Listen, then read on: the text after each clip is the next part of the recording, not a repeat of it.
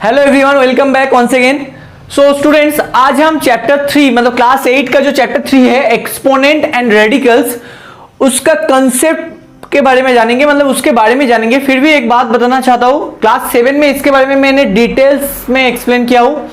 उसका जो video link है वो मैं डिस्क्रिप्शन में दे दूंगा, एक बार देख लेना उसको, ठीक है ना। फिर भी मैं आज थोड़ा बहुत एक्सप्लेन कर दूंगा। जैसे कि देखो तुम्हारी बुक में है, वैसे बोल रहा हूं कि a to the power 0 any non zero number, मतलब a अगर कोई नॉन जीरो नंबर हुआ, ठीक है ना, उसका पावर अगर 0 हो गया तो उसका वैल्यू हमेशा 1 आता है। लाइक 1 टू द पावर 0 1 है, 1 का कोई भी पावर है वो हमेशा 1 ही होता है। अभी देखो 2 टू द पावर 0 1 है, 1/2 टू द पावर 0 वो भी 1 है, 3 टू द पावर 0 वो भी 1 है। कोई भी नंबर नॉन जीरो नंबर, मतलब 0 टू द पावर 0 1 नहीं है, ये गलत है। नॉन जीरो नंबर है, उसका अगर पावर 0 हुआ ना तो वो क्या होगा, उसका वैल्यू हमेशा 1 आता है, ठीक है। ओके, तो ये बात याद रखना, नॉन जीरो नंबर का वैल्यू ये नहीं होगा, ये एक्चुअली अनडिफाइंड होता है। ओके, तो अभी नेक्स्ट जो है देखो तुम्हारी बुक में लिखा है जीरो एक्सपोनेंट जो है for any non zero rational number a we define a to the power 0 equals to 1, ठीक है ना। मतलब ये अभी नेक्स्ट में चले आओ, जो नेक्स्ट प्रॉपर्टी है, तो अब जो प्रॉपर्टी में बनाते जाऊंगा वो मैं यहाँ पे लिखते जाऊंगा।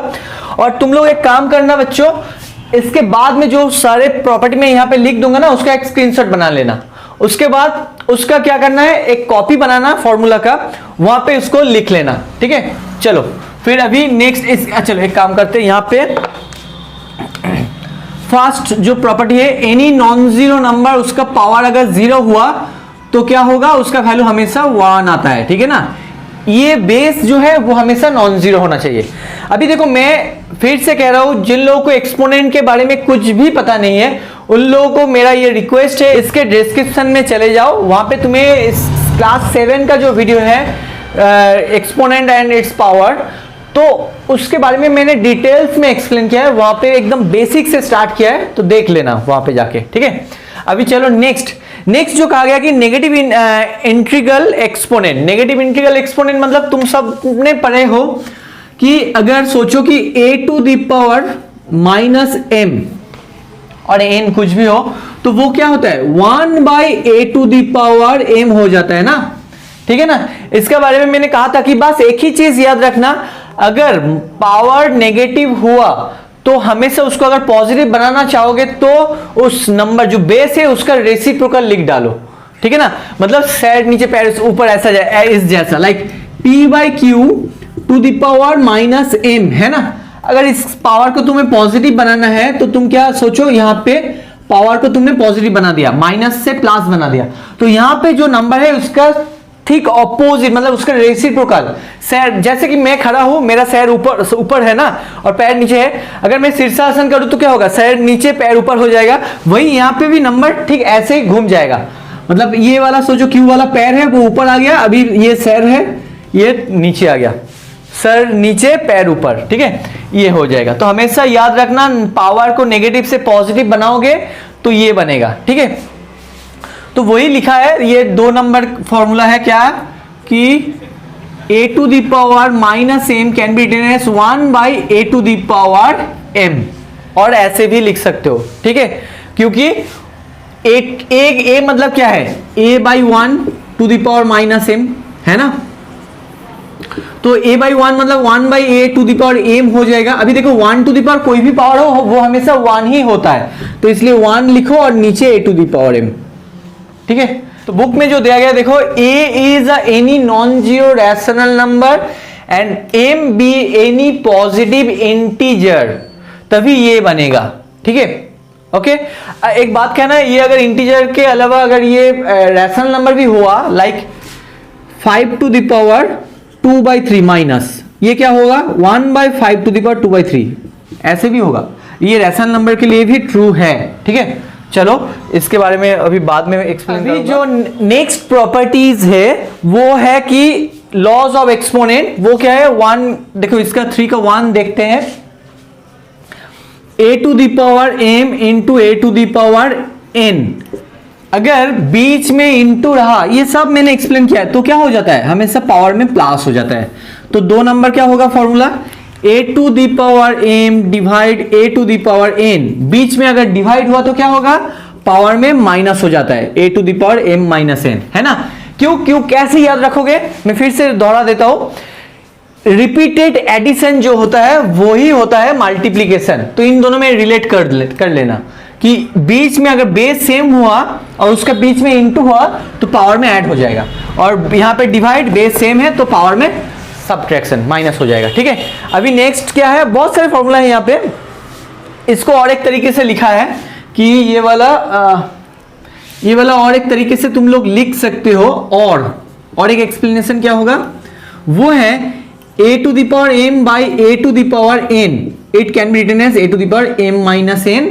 Definitely a not equals to 0 होना चाहिए, डिनोमिनेटर हमेशा नॉन जीरो होना चाहिए, याद रखना, नहीं तो अनडिफाइन हो जाता है। कोई भी नंबर सोचो 5/0, ये क्या होता है, अनडिफाइन,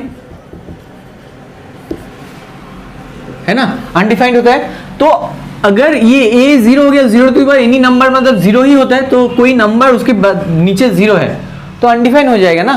एक्चुअली यहाँ पे 0/0 फॉर्म आ जाएगा, वो भी अनडिफाइंड है। चलो अभी नेक्स्ट चले आओ 3 नंबर में, a to the power m whole to the power n, क्या होगा, a to the power m into n, इन दोनों को मल्टीप्लाई करना होता है, ठीक है ना।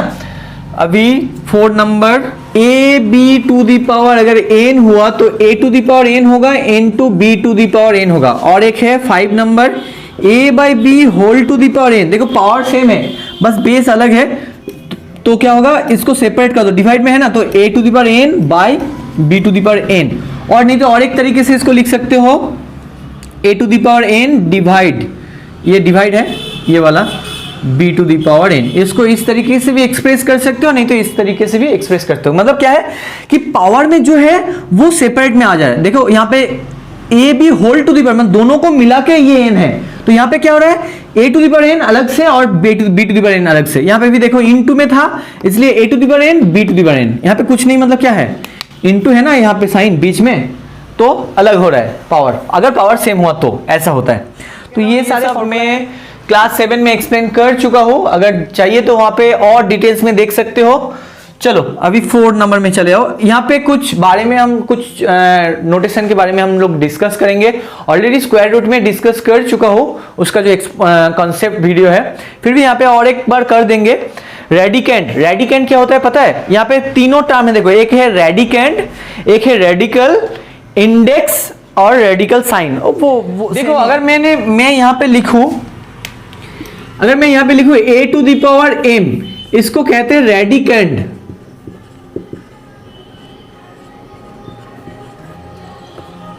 ओके ना, रेडिकेंड। अभी सोचो कि मैं ऐसे लिखा हूं दिस, और यहां पे n है और यहां पे m है, ये एक नोटेशन मैंने यूज किया ना स्क्वायर रूट के जैसा, बस यहां पे एक n लिखा है, इसका मतलब क्या है वो भी हम समझाएंगे धीरे। इसको कहते हैं रेडिकल, ओके ठीक है ना। अभी इसका मतलब पहले समझ लो, फिर इंडेक्स में आएंगे हम लोग। देखो यहां पे मैंने लिखा है, चलो इसको रब कर देता हूं कि nth root of a to the power m, इसके पहले यहां पे हम लोग याद है इसको क्या कहते हैं, square root of a to the power, सोचो a है, इसका मतलब क्या है, यहां पे कुछ लिखा नहीं है, देखो इस जगह पे खाली है, तो अगर ये कुछ लिखा नहीं होगा तो हम मान लेंगे वो 2 है, मतलब a टू द पावर 1/2। अगर यहां पे सोचो a लिखा है और यहां पे 3 लिखा है, याद रखना बच्चों, 3 root of a and cube 3rd root of a, ये दोनों अलग चीज है। इसका मतलब 3 इंटू रूट a, मतलब रूट a मतलब a to the power half, और इसका मतलब क्या है, a टू द पावर 1/3, ठीक है ना। तो यहां पे क्या है, 3rd रूट ऑफ, तो यहां पे क्या होगा, a टू द पावर 1 वो नंबर, तो ये nth है, मतलब यहां पे देखो n, तो इसका मतलब क्या होगा, a to the power m जो नीचे भीतर है to the power 1/n, n है मतलब 1/n होगा, अगर कुछ नहीं मतलब 1/2 होगा, 3 मतलब 1/3 होगा, 1 वो नंबर लिखना है हमें, ठीक है ना। इसको पूरा जो एक्सप्रेशन, इसको कहते हैं रेडिकल।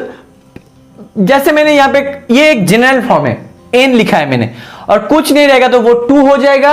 अब बाकी का लिखा होगा, 3 रहेगा तो 1/3, 4 रहेगा मतलब 4th रूट ऑफ दिस। इसका मतलब क्या है, a⁴ ठीक है ना। तो ये हो गया। अभी इंडेक्स के बारे में जानेंगे, चलो देखते हैं इंडेक्स क्या है। यहां पे मैंने ये जो n लिखा है इसको कहते हैं इंडेक्स। ये n कौन सा है, ये वाला n, ठीक है ना, इसको इंडेक्स कहेंगे। मतलब यहां पे क्या है, 4 is the index, 3 is the index, कुछ नहीं मतलब 2 इज द इंडेक्स। समझ में आ रहा है। रेडिकैंड, इसके भीतर जो है उसको कहते हैं रेडिकैंड, और ये nth रूट ऑफ मतलब ये n जो है ये है इंडेक्स। समझ में आ रहा है। तो मैंने पूरा एक्सप्लेन किया है। और ये जो साइन है इसको कहते हैं रेडिकल साइन, ठीक है। तो फिर से मैं कह रहा हूं रेडिकैंड क्या है, जो रेडिकल साइन, ये वाला साइन मतलब यहां पे देखो इसके भीतर कौन है, a⁴m, उसको कहते हैं रेडिकैंड, CAND, रेडिकैंड। और पूरा एक्सप्रेशन को कहता है रेडिकल, और ये साइन को कहता है रेडिकल साइन, और यहां पे जो रहेगा उसको कहेंगे इंडेक्स। अगर स्क्वायर रूट के बारे में क्या है कि यहां पे मतलब स्क्वायर √3, कुछ साइन नहीं, कुछ नहीं है, मतलब इसका इंडेक्स क्या है 3⁻², मतलब इंडेक्स क्या है 2। Got it. कुछ नहीं मतलब यहां पे मन ही मन में सोचेंगे 2 है, और बाकी का लिखा होगा, ठीक है। अच्छा, यहां पे और एक चीज बोलना है, बहुत ही इंपॉर्टेंट है। ये जो इंडेक्स है ना n, ये हमेशा नेचुरल नंबर होगा। तो यहां पे जगह नहीं है तो मैं नीचे लिख रहा हूं, ये जो n है ये है नेचुरल नंबर। अभी ये नेचुरल नंबर क्या है, बहुत सारे बच्चों को पता है, कुछ बच्चे भूल भी जाता है, तो इसलिए मैं बता देता हूं। जो नेचुरल नंबर होता है ना, वो क्या होता है, वो होता है 1 2 3 4 dot dot dot up to infinity तक जो नंबर्स होता है, 1 से इंफिनिटी तक जो नंबर्स होता है, 1 2 3 4 5 6 7 8 9 10 1000 करोड़, वो सब होता है नेचुरल नंबर। तुम बहुत सारे बच्चे को पता है। तो ये हमेशा इस जगह पे ना कोई 1/2 0 और -½ और -2 ऐसा नंबर नहीं रहेगा। यहां पे हमेशा पॉजिटिव नंबर रहेगा। नेचुरल नंबर मतलब हमेशा पॉजिटिव ही होता है, और वो नंबर क्या होता है, इंटीजर जैसा, लाइक पॉजिटिव इंटीजर कह सकते हो, पॉजिटिव इंटीजर रहेगा यहां पे। और नहीं तो उसको और एक तरीके से कह सकते हो कि नेचुरल नंबर है, मतलब 1 2 3 4 5 6 इस जैसा नंबर रहेगा। यहाँ पे फ्रैक्शन वगैरह उस टाइप का कुछ नंबर और रैशनल नंबर का टाइप का कुछ नंबर नहीं होता है, पॉसिबल नहीं है, वो मीनिंगलेस होता है। समझ में आ गया। ये पूरा था एक्सप्लेनेशन। अभी देखो ये जो फॉर्मूला मैंने यूज किया है, यहाँ पे मैंने m को इंटीजर बोला है। अभी m रैशनल नंबर भी होगा तो वही फॉर्मूला यूज होगा, अगर m रैशनल नंबर यहाँ पे भी होगा तो वही फॉर्मूला यूज होने वाला है। तो कुछ भी हो, रैशनल नंबर मतलब क्लास 7 में हम लोग ये सब पढ़े थे, जहां पे जो एक्सपोनेंट है वो इंटीजर होता था। अभी हम लोग पढ़ेंगे 8 में, थोड़ा एक्सपेंड हुआ है इस जगह पे। क्या है कि 8 में क्या पढ़ेंगे, ये जो mn है ना, ये सारे रैशनल नंबर भी हो सकता है। समझ में आ रहा है ना, ये सब रैशनल नंबर भी हो सकता है, ठीक है। अगर रैशनल नंबर हुआ मतलब उसके अंदर तो इंटीजर भी आ रहा है ना, समझ में आ रहा है ना। तो चलो अभी यही था, तो इसके और कुछ नहीं बताना है इस जगह में। तो मैं इसका जो नेक्स्ट वीडियो होगा वहां पे मैं इसका वर्कशीट 1 स्टार्ट करने वाला हूं। So guys, I hope you all like this video. If you like this video please share कर दो अपने दोस्तों के साथ। मुझे पता है जो लोग अभी 8 में हो, जो लोग मेरे वीडियो देख रहे हो, वो 7 में मेरा ऑलरेडी क्लास कर चुके हो तुम लोग। तो फिर से वही कहना है, शेयर करो अपने दोस्तों के साथ जिन लोगों को अभी तक पता नहीं, क्योंकि बहुत सारे बच्चे ने मुझे कहा था कि सर काश आपका वीडियो में और 2 महीने 3 महीने पहले देख पाता, एग्जाम से जस्ट पहले हमें पता चला। आप बहुत अच्छे पढ़ाते हो, वो अलग मैटर है, किसी को अच्छा लगता है किसी को नहीं, वो मतलब मैं उसमें नहीं जाने वाला हूं। लेकिन इसलिए कह रहा हूं कि देखो बहुत सारे बच्चों को अभी पता नहीं होता है, तो इसलिए तुम शेयर कर देना अपने दोस्तों के साथ, तो उन लोगों को भी हेल्प हो जाएगा। सो गाइस, तब तक के लिए take care and good bye.